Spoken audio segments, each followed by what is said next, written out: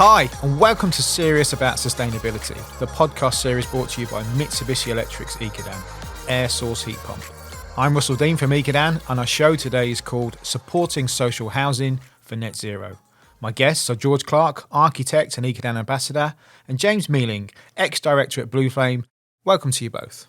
Thanks for having us. It's great to have you both on the podcast today. James, if I could start with you, you've been involved in renewable energies for nearly as long as I have, 15 years That's now. right. Tell us a little bit about your journey. Okay, so I've actually been a heating engineer since about 91. I believe I started my apprenticeship. Worked within the domestic installation for heating systems up to and including all my time at Blueflame. But we started in 2007 installing renewable heating systems for Baby District Council. At the time, Baby District Council had a principal building service engineer called Ben Hancock. Now, Ben's previous career, he was actually in the Navy. He was a submarine engineer. And Ben had a very unique way of looking at things, and he could bring other technologies into the fore when obviously trying to work out different ways to look at sustainability in the properties, etc. So when sort of 2005, 2007, air source heat pumps started to come into the mainstream in the UK market, as Blueflame held the installation contract at the time for gas boilers, he came to us and said, can you perhaps offer some solution with me to be able to look at a programme of installing air source heat pumps? So that's really how it all started back in 2007. Interesting. I think it's a misconception about air source heat pumps. I think because most of the press and the media is focused about the changing in the building regulations and how no gas boilers in a new build house post 2025, and they almost see that as the birth of the heat pump. But Yeah, that's right. We've been doing it for ages. Absolutely. And one of the areas who've had most uptake in heat pumps is social housing. Yeah, and it's obviously, if you think about, they're the ones who've got the housing stock. So it made sense in the early days for them to look at how they could make energy bills as low as possible for their residents. Baby District Council, because of where it was placed geographically in the country, there's a lot of off-gas properties there. So a lot of them had storage heaters or oil boilers. So we were taking out a lot of those old systems and putting renewable systems in. Ben, at the time, was quite forward-thinking, because I'm sure you'll appreciate and agree that back then the technology for the control of heat pumps was not as good as it is today. So he wanted to work on the principle of setting an air source heat pump with a fixed flow temperature and using it on an S or a Y plan central heating system, which is sort of the old school way of doing things before we moved into weather compensation. But that, in its own way, was still made the systems more economical than gas or oil, but user-friendly for the tenants. But as I'm sure people who follow these podcasts now know the way heat pumps operate and should be run. Technology's moved on a long way since then. Can I just ask what the technology was like? Because, I'm a relatively new eco-ambassador, I suppose, when it comes to Ecodan and Mitsubishi Electric. And, I mean, I've always, for me, ecological design when I was at university was very much about kind of fabric first, high levels of insulation, sometimes even looking at more traditional forms of construction, lots of thermal mass, and then looking at cross ventilation and things like that. And when we did kind of heating systems, it always seemed to be quite conventional. Even when I was at university in the 1990s, it was like, gas boiler. You might have had a bit of a conversation about some sort of ground source heat pump, possibly, but we never ever, when I was at university, talked about air source heat pumps. So what was it like in 2007 when you started doing those installs? It was some of the manufacturers that we used back then. Unfortunately, we weren't using Mitsubishi back then. We were tasked to use a different manufacturer. And whilst the technology was there to make the systems more efficient than a conventional oil boiler or direct electric, the actual user interface was far too complicated. For private households, let alone social housing, where you might have elderly residents or tenants who don't understand the fact that the radiators were going to be much cooler than they were going to be with an oil boiler. Early days, the air source heat pump market was very niche. I believe. That was for people who could see a way of saving a bit of money. They had a bit of spare money in their pocket, thought, okay, I'll try and be a bit more green. But it was really when the social housing sector came into the fore and said, okay, let's look at this whole scale and start putting these systems in for customers and tenants who perhaps haven't got as much of an outlay to spend on their fuel bills. But to answer your question, yeah, the technology was there. It wasn't nowhere near as refined as it is today. But And what is the difference between then and now? You talked about control panels and user interface. If you think about the current air source heat pump technology is inverter driven, so it's modulating, it's matching the load. If you went back at the birth of heat pump technology in people's homes in the UK, it would become instantly on full power, instantly off full power. Yeah. So you can imagine what that does to a piece of equipment if you're going from 0 to 100 mile an hour, from 100 mile to 0. So running it's also like boiling a kettle, isn't it? You're just kind of going from Exactly room right. temperature to boiling point very, very quickly. Yeah, very, absolutely. very. So the wear and tear on the compressor is quite huge. The wear and tear on everything else is quite huge. Also, what you'll always have with a heat pump is defrost. So what will happen in winter conditions if it's high moisture content outside and it gets cold, because we're trying to scavenge as much heat as we can. Once that water moisture content hits the coil outside, it will freeze up, and that will require the system to go into defrost, which is almost reversing the process. Yeah. Now there's different ways of doing that.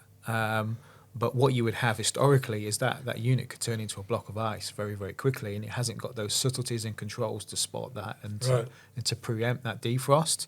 So really what defrost should look like is, it maybe once an hour in its most extreme conditions. The homeowner tenant shouldn't even notice it. Yeah. The only thing that you'll ever see is once that small coating of ice is being released, is some vapor coming off the unit. I mean, we used to maybe get a question that my unit's on fire, and you're like, it's not. It's just the water evaporating from the coil. So I mean that's all great to know, because genuinely I know a lot about the technology now, but I didn't really know about what it was like in 2007, 2008, in those big slightly changes. earlier days. And that's quite amazing in terms of the advances, because it sounds like it's a more gentle system. There was one manufacturer whose defrost process was to use the kettle.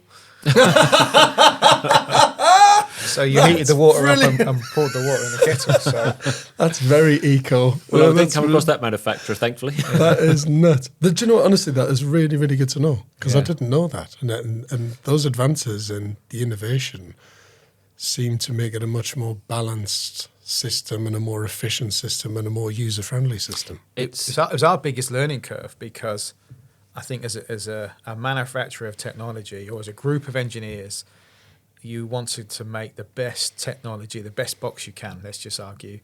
And there you go, there's the best box, and this is what it does. And then you go and you put it in a airing cupboard, and then you open the airing cupboard, and it's there, it's Starship Enterprise. And as James has just said, even an engineer that owns his own house would go, "Oof, what's going on in here?" Let alone a vulnerable social housing tenant. So really, really quickly we went, actually, it's not all about the box.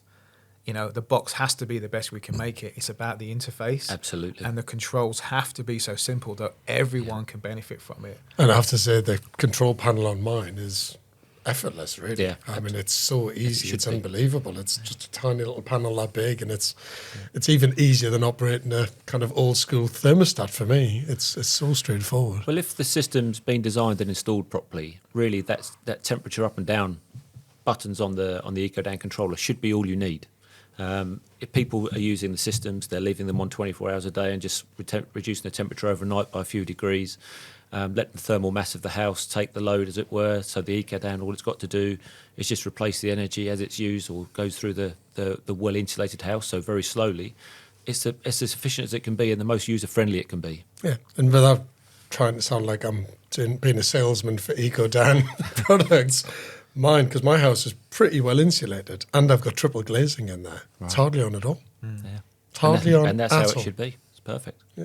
There's no need to talk to homeowners about where the compensation curves and this happens and this happens. It's just that simple interface that's where we wanted to get to. And now well, it's smartphone control. It's everything that it needs to be. And for social housing tenants, effortless, but even social housing providers must love systems like that. They do, in as much as so they're taking out those old inefficient systems. They're taking out the old oil boilers, the old direct electric storage heaters, and putting this nice new kit in. But it comes down to a few fundamentals that have to be addressed. First of all, is a good survey, a good design, a good installation, and an even better handover. If you get one of those wrong, the system won't work properly.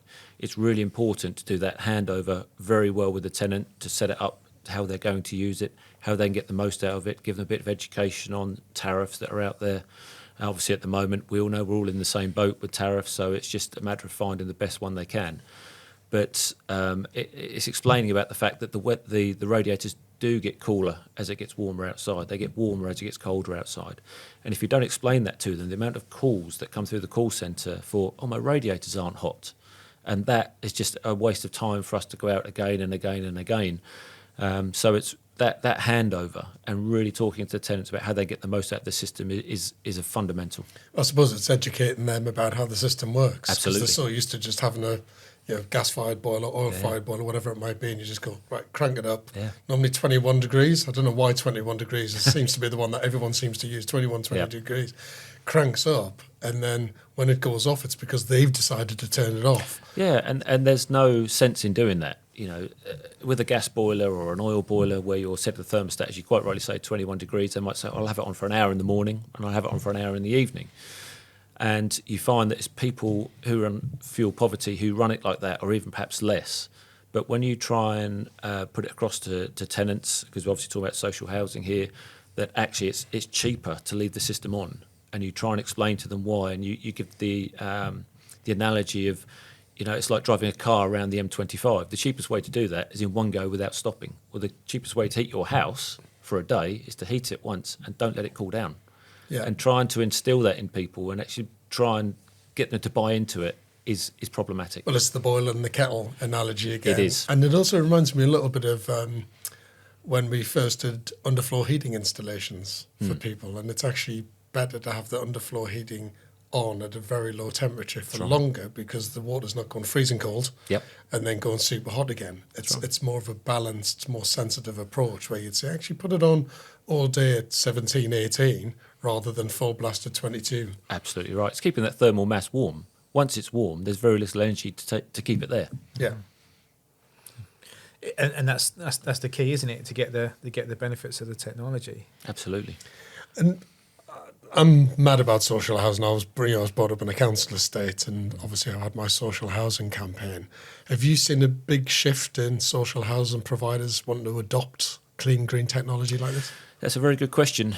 It's probably, I just imagine I've dealt with about 10 different local authorities and housing associations, and I'd probably say half of them bought into it.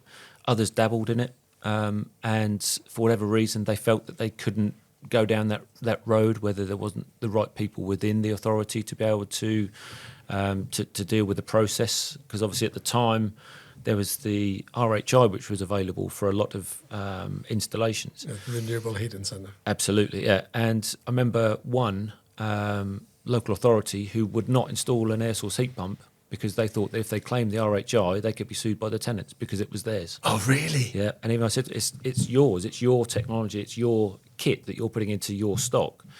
But they wouldn't have it. They wouldn't have it. So the whole process for them was stopped in the accounts department. And do you find that often? It happened a couple of times where people were sceptical. So it's all about education, and that's where things like this obviously come to the fore, and letting the people know that the technology is out there and it's out there for everybody. Yeah, it's. I mean, the actual quantity of heat pumps that gone into social housing is huge. I mean, we've worked with some social housing providers that put in thousands of systems, and you're talking 5 or 6 a week. And they really mastered the art of installing a heat pump on a really tight budget. And when you hear conversations about air source heat pumps being expensive to install and apply, I mean, I'm going back 10 years where they were doing it for £8,000, £7,000-8,000 pounds. So it's certainly they proved for us and for the industry that the technology could be applied, retrofitted in mass numbers. It's already been done. It's almost like a forgotten part of the journey that we went on for social housing. Yeah. And doing things at scale and making it affordable is staggeringly important for social housing, isn't it? It is. Yeah. It is. We went through a program. Blueflame was actually owned by Flagship Housing, and Flagship, at the point where I left in July, we're on a program of installing 800 heat pump systems a year. So it goes to show that they're committed. They're committed to their tenants. They're committed to bringing their housing stock up to, I think it's Plan C, is it, for an EPC from next year. They want to make the difference and make it affordable for the tenants to be able to run these systems. As we can see, it's getting harder and harder. I mean, I suppose the one good thing about a social housing provider is that they've got a long-term interest in that stock, haven't they? They have indeed. And they want it to be quality, and they want it to be affordable. Absolutely. And also, I suppose, they want their tenants who might be in fuel poverty to be looked after as much as possible. Yeah, and I think I was trying to think. Last year there was a crossover point of where air source heat pumps and oil weren't actually. The cost of running an oil system wasn't actually any cheaper than running a heat pump system. But that hopefully is going to change. But I know that with gas now, I believe air source heat pump systems are actually just turning the corner, actually cheaper to run than a gas system now as well. Under the new energy cap, that's right, yeah. Yeah. So for a long time, it was difficult to argue a run cost benefit to running an air source heat pump over a gas boiler because gas was a third of the price of electricity. Correct. But now with the increase in energy costs and that's where the real efficiency of the heat pumps come in. Yeah. It's now cheaper than a gas boiler. Obviously, oil's been subject to a lot more fluctuations, a lot more regularly. It has. And there's always a good commercial argument to put in a heat pump over an oil boiler, along with having a big oil tank outside that was hard to maintain. It was dangerous, Subject to theft. Theft was a good thing. Yeah. There must also be, I suppose, when you get large organisations that provide social housing, they must have a zero carbon agenda now, like most other organisations out there. They do indeed. So they must be being nudged even more to use air source heat pumps. Flagship was a very, very good housing association. They wanted to become as green as they possibly could.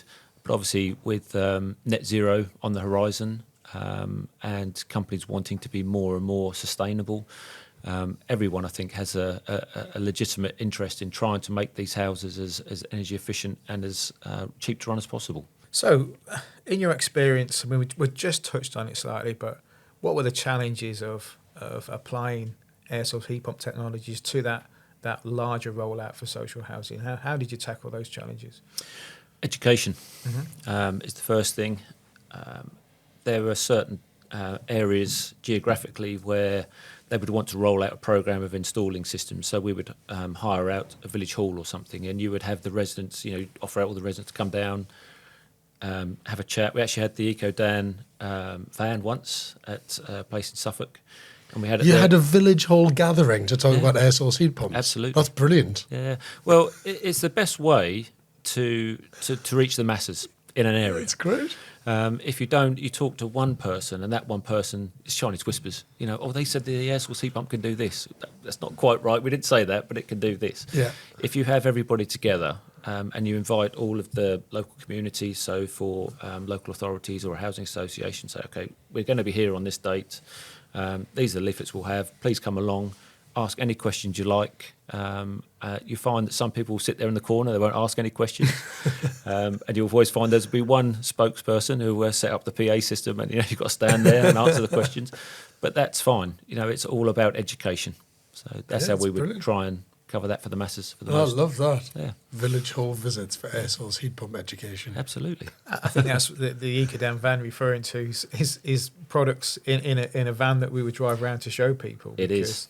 Yeah. It was so important to show people what it looked like, what it felt like, how big it was, what it sounded like, The types of controls. Yeah. I remember we had that on a village green. That was for Havebury Housing. We went through a program of taking out some poorly installed ground source. Unfortunately, the boreholes weren't big enough on this particular project. So through some investigation, we found out what we needed to do. I think it was about 25 or 30 different properties. So because all of the tenants had been having problems with their systems for so long, we said, okay, let's take the van along, the Ecodan van, invite everybody along so they could all ask questions and become invested to buy into the project, which helps. If you don't explain things to people, they'll become sceptical. But if you can actually sit there, look at the kit, talk to people, ask the questions you want to ask, and they buy into it, which is really what people need to do. If there's scepticism around this technology, people become afraid of it. Okay. It seems to be a couple of themes we've talked about in these podcasts a lot, about being honest about the technology and how it works, and also collaborating and educating people. Absolutely. If you don't do that, then people just won't believe it. The amount of new build properties that I've been asked to go to do a survey for an air source system, and someone on the building site said, "Don't touch one of those. They're no good." But they're not. That's just so false. It's because someone's been burnt by not having a system designed, installed, or run correctly. It's one of those things. People are scared of change, aren't they, in that They are. aspect? But I think that this is such an incredibly important change that people need to go through. You know, we can't continue to burn stuff. You know, we can't continue to burn fossil fuels to heat our buildings. It has to change, and it has to change pretty rapidly. And it's interesting because as soon as you said people are scared of change, you know what it made me think of? I went to see a social housing provider, and I met one of the tenants. And let's just say she was of a certain age, and she just had an install done, and she really bought into it. She wasn't even sceptical about it. I think because she'd been it had been explained to her properly about what it did and how good the technology was and how much easier it was going to be for her to use. And she was buzzing about it. And I remember even saying to her, "Did you have any fears?" And she was like, no, it's fantastic. Yeah. You know, they showed me how it would work. They told me how it would work. I trusted them, which obviously trust is a very, very important factor in that conversation. Absolutely. She said, "I trusted them and it works like an absolute dream." And I feel bad saying it, but when I met her, as I say, of a certain age, I thought she would have been sceptical about it, worried about it, would have had lots of fears about it. And she just jumped in. And I know she might be a bit of an exception, but I do think there's the other side where we think everybody's scared by jumping in for the new. But I think as you guys have explained, you've been in this business for a long time and the industry's moved on so much and it's been tried and tested more and more and more. And I think the lovely thing is that you get a lot of social housing tenants going, "I'm up for that. Yeah. Let's go for it. Let's do it. It sounds great." Well, I think even now, it's actually, with the energy crisis as it is, this is actually going to make people sort of embrace the technology, because everyone's going to be looking to how they can save on their running costs. Local authorities and housing associations have now got a duty of care to be able to provide these systems. And it's almost that the tenants have to be on board with it. So if there's a good installer behind that who can explain the systems and their technologies to the tenants, then really this is a win-win. Fantastic. Yep. It's interesting because now the RHI finishing in March this year. We have the boiler upgrade scheme, which is essentially a £5,000 grant up front for the private homeowner. But there's some significant funding pots available for social housing providers to apply low carbon technology. And I looked at that when it first came out, because you had the boiler upgrade scheme, which was in excess of £400 million, 90,000 applications. I think, well, that's not a lot, and compared to what we need to get to, because we're talking about 600,000 heat pumps by 2028, 1 million by 2031. But then when you look on the social housing or the low income households, you have the social housing decarbonation fund, you'll have the local authority delivery phase, you have eco funding, and the total to that is 3.9 billion. Wow. And you think, well, 400 million, 3.9 billion. Why so much in that sector and why not one in the other? And it became glaringly obvious is that, what we have is that disparity in fuel prices between electric and gas, where, it's a little bit out of control, but electric was 3 times the price of gas. And fundamentally, what we're doing is we shouldn't be, one, coupling electric to the gas price, because I understand 40% of electrics create from gas, but they shouldn't be so coupled, because when we get into this situation, if one goes up, they both go up. And also, a lot of the levies are placed on electric, and they should be relieved. So we shouldn't be taxing the low carbon fuel we should be heavily taxing the fossil fuels. Absolutely. So what you get into there is how do we address that rebalance of fuel prices? And there is the danger because there's so many homes on gas boilers. If you were to increase the price of gas, as we've seen with this energy crisis, what you're going to do is force a lot of people into fuel poverty, particularly in low income households. So then I could then understand that's why we're investing so much into low income households. Is 3.9 billion is one, we need to make sure that those households are in efficient homes. So the heat pump isn't that golden ticket, and let's be clear about that. It isn't that golden ticket to make a home efficient. The home has to be wrapped first. It has to be insulated and brought up to modern standards of insulation. Good, then apply a heat pump, and that's what all of these funding streams are designed to do. Yeah, and I suppose on a very simple level as well, when you've got people in social housing, they're in the most need for that help and support. That's right. And I think if you're a private homeowner, then fantastic, good luck to you. You've got yourself on the property ladder. It's your home. And yes, the government have given a certain amount of money in terms of a grant to be able to put in an air source heat pump. But you've kind of got to match that a bit. You've got to put some money in because it's your home. I think when it comes to social housing provision, it is people that really do need it most. You've got, well over 1 million people in fuel poverty now, before the cost of living crisis, before the energy crisis is happening this year. I'm genuinely quite frightened about what's going to happen over the next 1 to 2 years. I mean, long term, even more frightened, to be honest, if green technologies aren't taken on board and we reduce our dependence on gas and oil.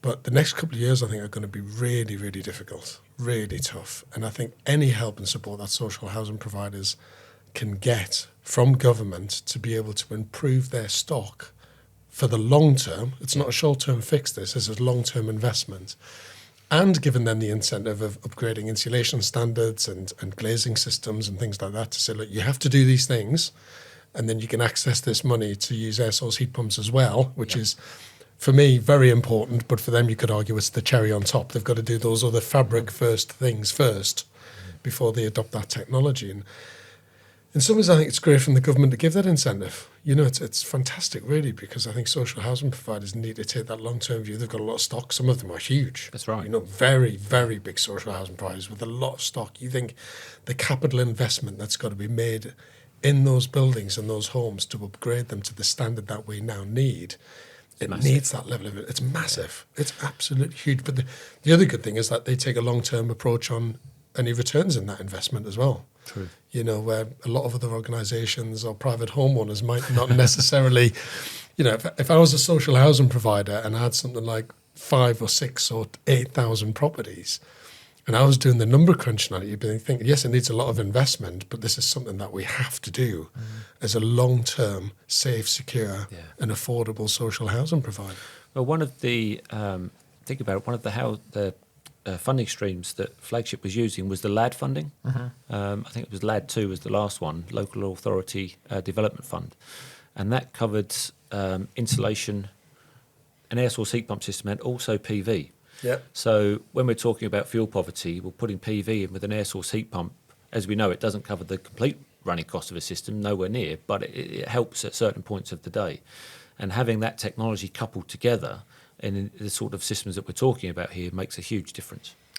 Yeah, and I know we're talking about Ecodan a lot today, but even when I think about my house with my Ecodan system, which I genuinely love, I'm not just saying that because I'm sitting here doing a podcast today. No, I love it. It's a brilliant system, easy to use. For me, it's relatively affordable, certainly compared to the old system that I had. But I knew that I had to make certain changes to that property to get it to a certain ecological level before we put that kit in. Right, And I think that's really good. That's driving change across the board because you've got to improve your insulation standards if it's not at the right level. You've got to look at upgrading your glazing systems. And I think that then, for me, it's like that's a seismic shift in a lot of existing housing stock, whether it's social housing or not, across Britain to upgrade everything. It brings on to a common debate because one of the debates about the technology is people will often ask for, I want a high temp heat pump because I want a direct replacement for my gas boiler. And you go, okay, but there historically there's been trade-offs there. So that trade-off could be you have multiple compressors to raise that temperature. So you're increasing the cost of the equipment, the embodied carbon of the equipment. And really, is that what we should just be doing? Is providing a high temp system? Because what we really need to do is make those buildings efficient. And really, you're not. If you're going for the reason we have high temp systems is because our buildings aren't efficient. But that's what everybody's used to. Yeah, and it's in some ways it's kind of quite ridiculous in this country when I visit some other, certainly Northern European countries. You know, when you go to Sweden and Scandinavia, all through Scandinavia, and the Netherlands, it's you can just tell they've put a lot into the fabric of the building first. Yeah. They know that's the most efficient way of doing it. One of the problems for us is we've just got very old housing stock. Mm. You know, it's that simple. We have some of the oldest housing stock in Europe. And that needs a big shift to make the fabric more ecological before we start adding lots and lots of tech. To put in an air source heat pump and just make it work like crazy, like you just put in more tech to make it work harder and harder and harder to generate more heat that's just going to go out your windows and through your roof. It's just bonkers. Just looking at it the wrong way, aren't we? Yeah, we might as well just stay where we are, which is not where we want to be. You know, it is mad. You know, I think about my granddad actually back in his social housing back in the day, and his house was bloody freezing. It was absolutely freezing. And it wasn't for the fact that he didn't put the heating on. It was just because it was a 1930s building. It had no insulation in it whatsoever, hardly any insulation in the roof. I mean, he did put some in, but not a lot. Very inefficient boiler. He had a water storage tank that wasn't even lagged and insulated properly. You know, it was just a big tin can basically being heated up.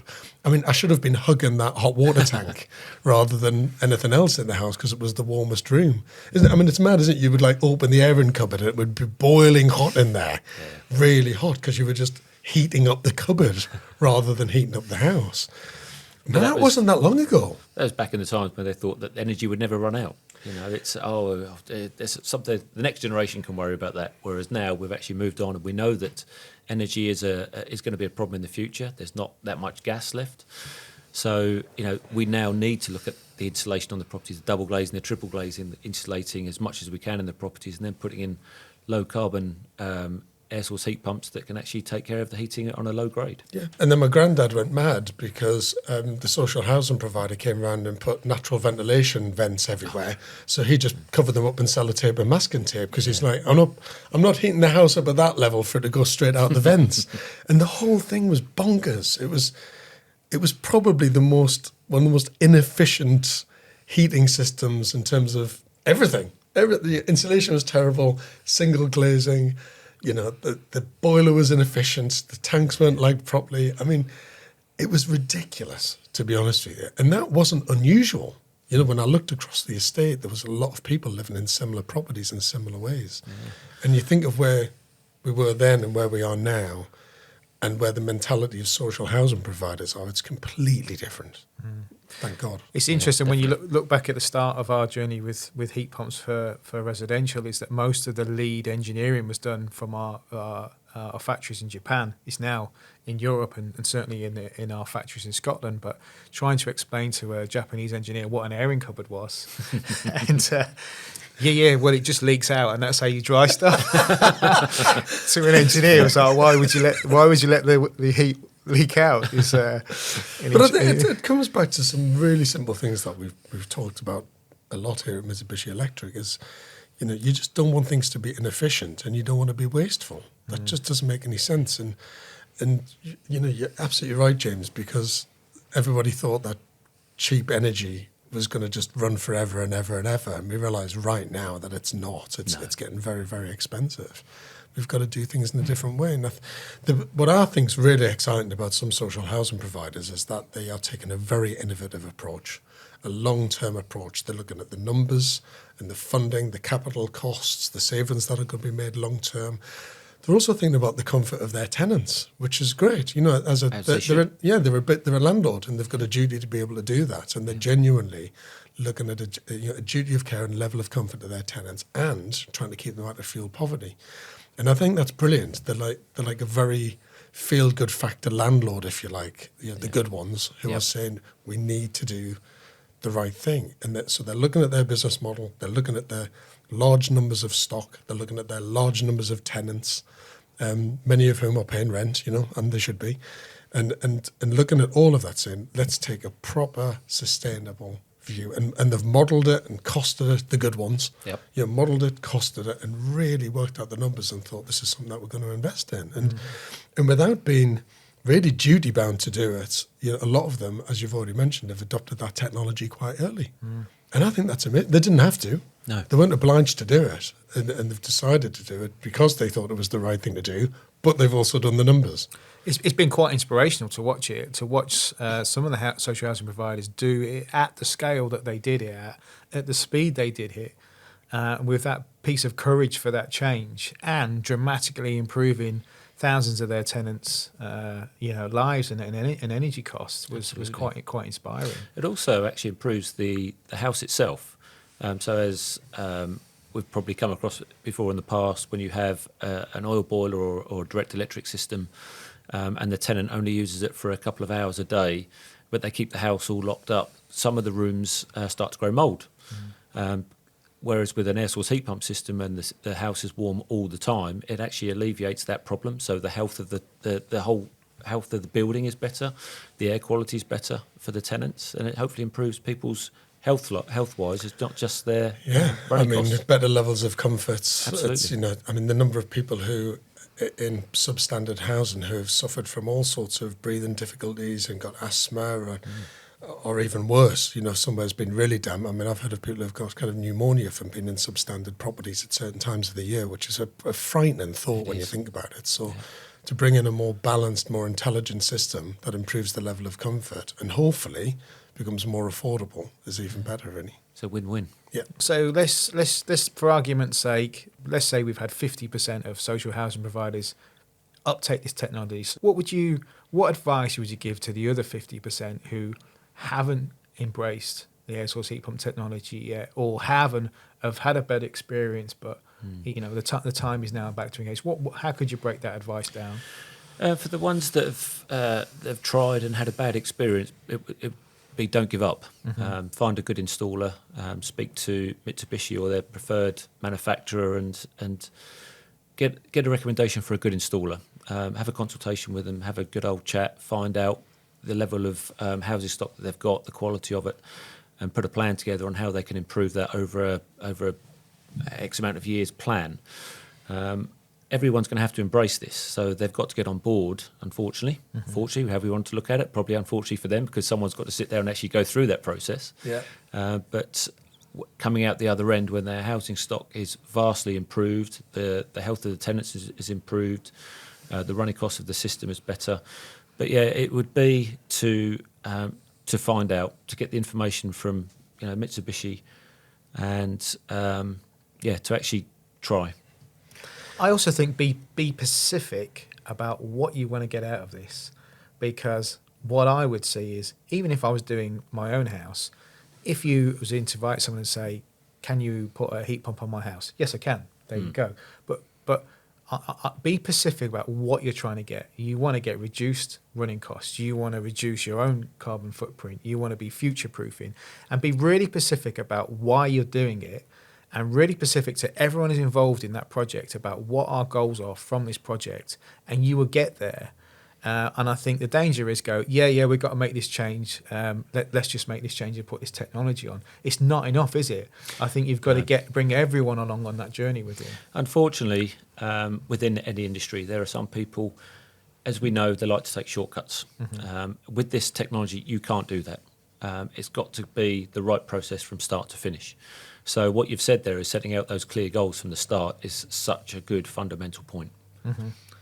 And I mean, the installer side is just staggeringly important. I mean, I've seen lots of products being installed on the builds where you've got the products decent, and they could be anything from solar panels to double glazing.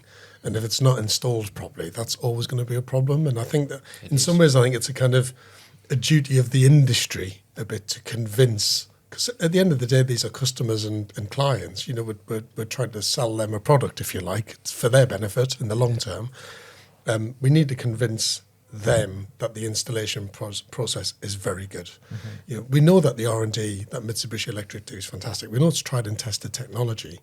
I've got it in my house. It's absolutely brilliant. But let's say that install was slightly off.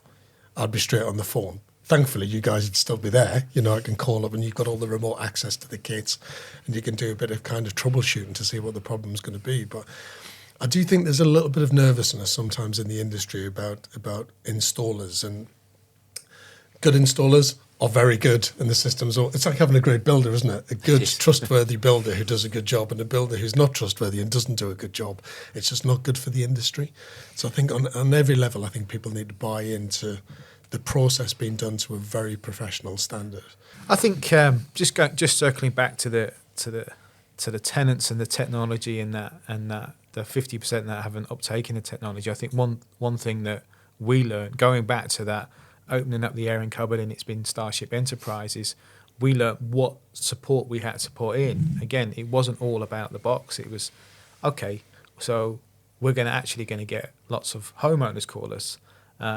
We need a homeowner helpline. And actually, homeowners don't operate between 9 and 5 like a business. Homeowners are in the home 24/7. So actually, we need to be open 24/7 for those homeowners and those tenants to contact us. And I think that's one of the first things that we put in was a 24/7 hour homeowner helpline. Which is brilliant, because if you think about it, most people come back in a conventional way and probably put their heating on at 6, 7 o'clock when they get home from work. Absolutely, and of course, not that they should do that with an SLC heat pump. I know you should jump in on that. But that's what they would be thinking in their head. And if they've set up their system incorrectly, they might come back and go, well, it's not quite as hot as it should be. And they're going to call you at 6:30, 7 o'clock, and then you go, well, actually, put it on through the whole day and just reduce the temperature down and keep the system on all the time, and it's going to work better.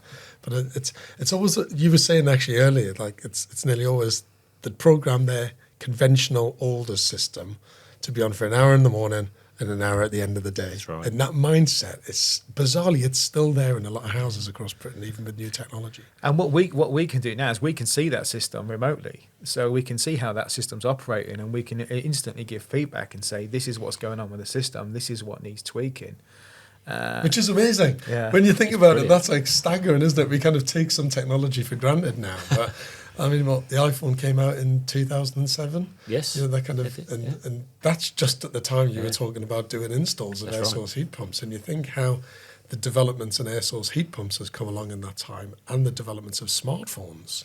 The meter and monitoring service pack you referred to there, Russell, is a fantastic bit of kit. To be able to go onto an app, look at the system, see the temperatures, see if there's anything wrong, was such a revolutionary thing. Some of the older ones, some of the older MMSPs weren't quite so great, but the new one that's been out, it's probably been out about 5 or 6 years now, hasn't it? It was a game changer. And I think if every local authority and housing association put that in, they could actually see whether the system was installed correctly as well, because it gives you enough data to be able to look at a system and say, there's something wrong there. So go back to the installers straight away and give them that instant feedback is also a good thing. You kind of think, I should probably know this, but I'm kind of, in my head now, I'm imagining that there would be kind of people working for a massive social housing provider monitoring the kind of eco performance of their entire stock at any one time. I don't know if they do it or not, but they could do it. I think that's a really, really good point, because that's what you would imagine, but actually the next phase of that is you don't need hundreds of people monitoring it. The system monitors itself. So with AI and the things that we have invested in behind the scenes, is that we can now see the system, how it's operating, and let's just say an engineer could go, yeah, this is this and this is this. We don't need that so much now, and we won't be able to when we get up to the scale of 1 million heat pumps. You need to have that technology behind it. So all of this happens all the time automatically. That's right. So the homeowner and the social housing tenant doesn't have to engage in that. We're spotting that, or the AI intelligence is spotting that and making those changes automatically. Which is amazing. And it's all part of a care package that you would, a social housing provider would sign up to, or an installer would provide, or a manufacturer would provide. But the brilliant thing about that, it's not just troubleshooting and finding problems, which, let's be honest, most social housing providers would only find that out when someone picked up the phone and made a complaint and said, my system's not working properly. So even the kind of the homeowner, or not the homeowner, the tenant or your customer doesn't have to worry about that so much in some ways because the system's already doing it, which basically means you've got this constant ecological efficiency, if you like, troubleshooting and monitoring the efficiency of the system to make sure it's been as green as possible. And that's massive. It's brilliant, but that's where you need a good installation and a good installation engineer who can check that data and inform the customer, the tenants, that there's a problem ahead of time. So we're cutting down on the amount of time that the tenant is without heating or hot water. Yeah, and I think that kind of technological advance just does that automatically. It brings up another topic, which is a topic that's been talked about for quite a while: heat as a service. And whether that worked for the private market or whether it worked for the social. And when I say heat as a service, is that you don't own the system. You literally just pay to have your house at a temperature, or you pay for a certain period of time at a temperature. And how that works with a social housing entity, or how that works with a homeowner. And it would all be around this control system of us monitoring the system and changing things. And no one's actually done it at scale yet, but there's certainly many, many models out there being trialled for heat as a service. Okay. We installed, I think it was about 24 individual systems at a shelter site called Mason Court in Mendlesham. We did look originally at putting in a couple of the larger commercial units, but that caused problems with who would then become the energy provider to the tenants. So whether that sort of works around what you've just mentioned there, but in the end, to make it easier for everybody, it was thought better to put in individual heat pumps, individual systems, so the tenants then are responsible for their own bills. But to have central plant fed through heat interface units with metering, etc., so people pay for exactly what they use through the local authority is a good idea.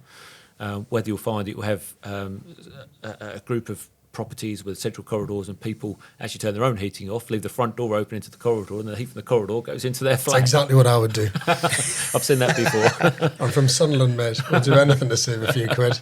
Well, I think what we're talking about there, and we've covered this in many podcasts before, is collaboration. Because what we're missing there is because, I think the problem there was that you'd have multiple tenants with multiple energy providers, and yes, there should be that freedom of choice, but collaboration by bringing in an energy provider and really early discussions is how could we make this work? How can we provide a commercial argument as to why going with this energy provider and having this flexible, this service would be better for the homeowners? And I think as long as you lay that in an honest way with the right data, then it should work. Yeah, that sounds like a brilliant idea.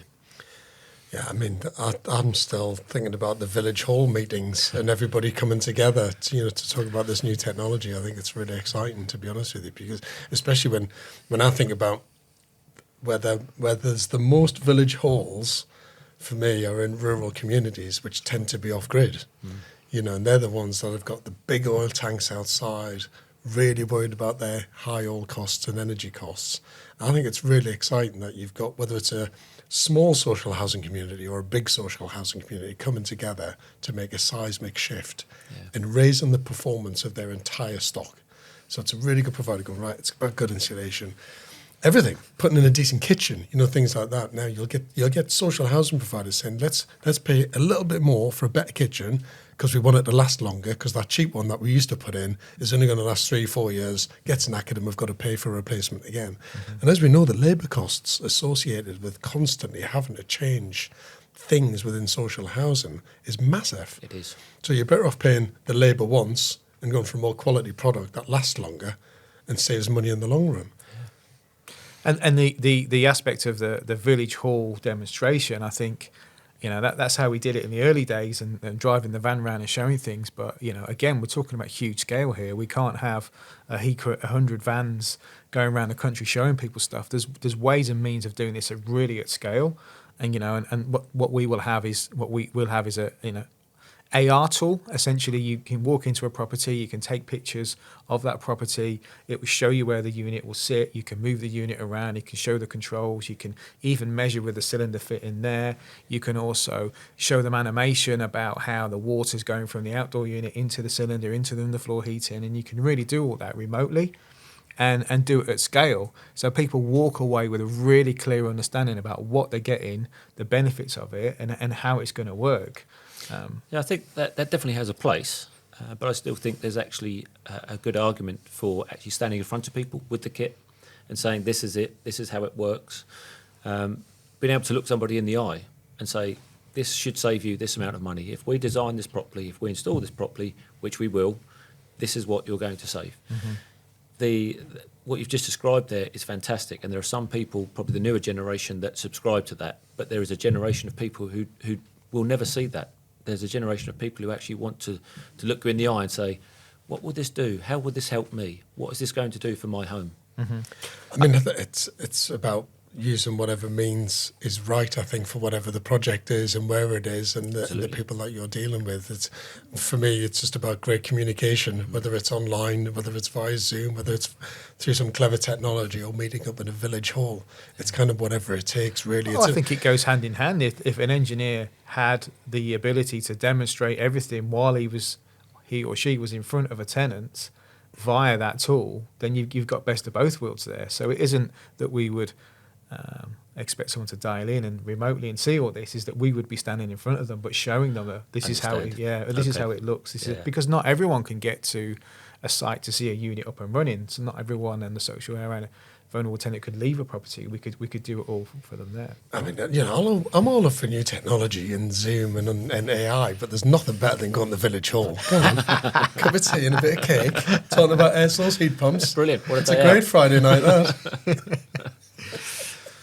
So we talked about some of the challenges, and it was education would be a big piece, and I think that's just with every topic that we talk about on our Serious Sustainability podcast. It's all about education, and we've also talked about collaboration, and it's bringing those parties together. That no one person has that silver bullet. No one person has that that one idea. So a lot of different technologies there. But so if you're an installer and you've been doing a lot of fossil fuels installations over the years, oil or gas, and you've done a lot of work for social housing, but now the social housing provider is asking you for air source heat pump technology, or you're looking to promote air source heat pump technology to your existing client base, what advice would you give to them? Okay, so for a local authority or housing association that's looking to get into this, if they already have an incumbent installer, they need to ask them what their credentials are with air source heat pumps, how many they've installed, if they've been on any manufacturer courses, if they've got any qualifications to install air source heat pumps, either ground source or air source. Making sure they partner with the right installer, once again, as we've mentioned a few times now, is really a key thing. Obviously, every installer has to start somewhere. And it comes down to, I think, what the installer's capabilities are, and that's where an installer has to really step up, and they have to want to embrace the technology. There's, as we can see from the market as it is, there's, from an installer point of view, a good business case to understand the technology and to move into it into a more whole-scale way. But that takes the correct people in the correct places. So for a company to upskill to be able to do a lot of air source heat pump installations, they're going to have to spend a bit of money on finding the right people, training the right people, and wanting to do a good job. And I think there's companies out there that, unfortunately, we've all heard about them. We've all seen Rogue Trader. There's companies out there that want to make money and disappear. And the consumers, that local authorities and housing associations need to weed those ones out and find the good ones by talking to the likes of yourselves and doing their research. Is there any good advice that you give to those installers that are looking to make that transition? Probably to speak to their chosen manufacturer. Hopefully it'll be Mitsubishi. Of course. You guys have been in this game for a long time now, and the best thing they can do is to utilise your knowledge and your information. So it's going to take a bit of time for a new installer or an installer who's new to the technology to get up to speed, but it is about doing it in the right way, the structured way, take their time, get the right qualifications and credentials, get the training under their belt, and then work with Mitsubishi to be able to perhaps do a couple of assisted commissions, make sure the systems are all correct and as they should be. I think the most, for me, just whether we're talking about social housing or anyone else in any other form of housing, the fact that heat pumps are being talked about more than ever is quite exciting, I think, for the British housing industry, because You'll get governments making announcements about it. They're quite often mentioned on all sorts of popular media outlets all the time. And I think you've got people in social housing saying, hang on a minute, why haven't we got this technology, and challenging their social housing provider to change the systems that they've got. You might even have an existing installer that affordable housing or social housing providers used for many years, who've come to an organisation like Mitsubishi Electric, have been retrained, want to embrace that technology, and going back to them, because some of these housing associations are not big. Some are huge, some are absolutely massive, but some of them are not that big, to be honest with you. And I think to get someone who was an installer going, hang on a minute, we should be embracing this technology. I think it's all about people celebrating it, understanding it, being educated in it, trusting it. So being as honest as possible about what's going to work and not going to work. And I think that's the kind of seismic shift we need across British housing. But the fact that government are talking about it and putting in incentives for people to take it on, and for social housing providers to take it on, is really exciting, I think. And I think, our campaign, Upskill to Ecodan, the training platforms, the blended training platforms that we provide of, online learning, in-depth learning in the training centres, huge investments into our training centres, is that we could take both the social housing provider and the installer on that journey together, and come in, learn about this technology, watch how it's being used, watch how it's being installed, look at the good practices that we follow. Yeah, and we've kind of hinted at it a bit, but I've gone out there and met social housing providers who, they're building new homes, and they could quite easily just put in a gas boiler up until 2025, because that's when the ban comes in on new build, and they're choosing not to do it. And they haven't done it for many years previously. It's just been in the last couple of years when they've started to understand the technology, re-educated the people in their organisation as well. I think there's a lot of that, because there's certain companies out there that will say, well, let's just carry on doing it the way we've been doing it up till 2025. It'll never happen. And then, that'll never happen, or another government will come in and things will change and the policy will change again. And actually, a lot of those organisations have said, no, hang on, let's re-educate the staff internally. Let's change the mindset internally. Let's approach companies like Mitsubishi Electric, Ecodan, to be re-educated. And let's see if this is something that we want to do. And before 2025... the organisations I'm talking about, there's quite a few out there where they've gone, no, we're going to do this already. We get it. We understand it now. We trust it. Let's get on and do it. And I think that's fantastic. That almost comes back to one of my first comments about Baber District Council and Ben Hancock, who was the submarine engineer. He'd already embraced different technologies. So although you're not going to put submarine kit into a council house, he could see the benefits of what the inverter-driven technology of a heat pump could offer. He could see the cost savings, both energy and the running costs for the tenants. And it's actually having someone in a key position in a housing association, in a local authority, who's got that forethought, has got that ability to say, you know what, there's actually other technology, other kits out there that we should be using, we should be embracing. Yeah, and I know we've, again, talked about it a bit, but I think for me, it's the retrofit side that's the biggest challenge, really. We know that by 2025, all forms of new housing have to take on board alternative forms of green technology rather than burning fossil fuels. But for me, it's about the existing stock. It's that refurbishment side, because we've lost a lot of council houses in Britain, but we've got a lot of social housing still being built by good housing associations. It's that existing stock. That's the stuff that worries me more than anything else. The new builds, we know there's legislation there now to change things, but you don't have to change them in existing buildings at that level. So I think that's where I start to worry. That's where I think there needs to be that seismic shift in social housing to say, right, we're going to have a long-term approach in this. Luckily, some of them are doing it. Excellent. So if I was going to take anything from today, I think if I was a social housing provider listening, there are big funding streams available to help you on this journey. By going on this journey, you will improve the lifestyle of your tenants.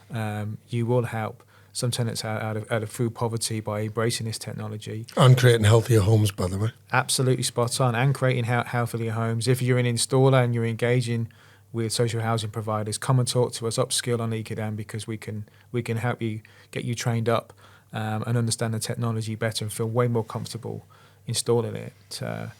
So there you have it, supporting social housing for net zero. A huge thanks to my guests, George and James. Thanks for watching, guys, and until next time, goodbye. We'll see you at the village hall. For a bit of cake.